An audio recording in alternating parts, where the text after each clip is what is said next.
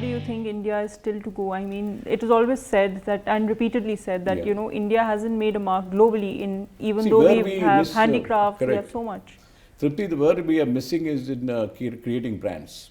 If you see my 1994 book, which became actually a bestseller in those times, it was Export Marketing of Apparel to the US, EU and Japan was the name of the book, published by Global Press. It became like a textbook for a lot of NIFTs at that time.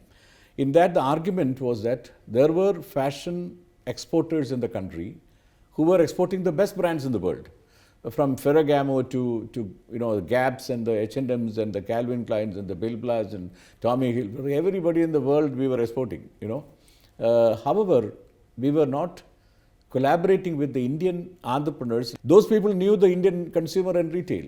Well, other people knew how to manufacture the brands for the world, but they never talked to each other. Right. And therefore, they never promoted brands which could have been actually sold anywhere in the world. And that is a big drawback, because finally a customer is going for that switch of a Nike or the Lacoste you know, logo. And that, I mean, somebody corrected yesterday, and correctly so. It is not loyalty. It is about the customer's, you know, trust in that particular brand and the logo which is created over a period of time. For that, India has to really struggle hard.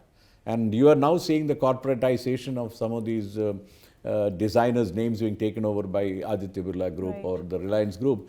And the gap between a designer's vision of that brand, or that his signature, and a brand by a commercial company, there is a distance to be covered.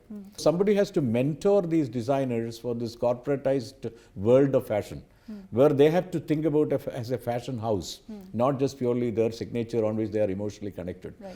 I believe this is a journey which together they will have to discover. It's not like just buying and bringing in a foreign label into the country. It is much more than that. These guys are still very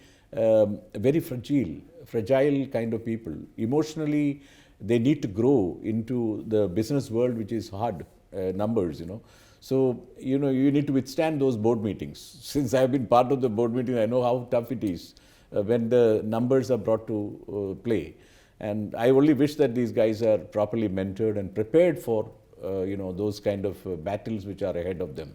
When we look at currently, it may look very handsome and very nice, but it's a tough battle out in the marketplace.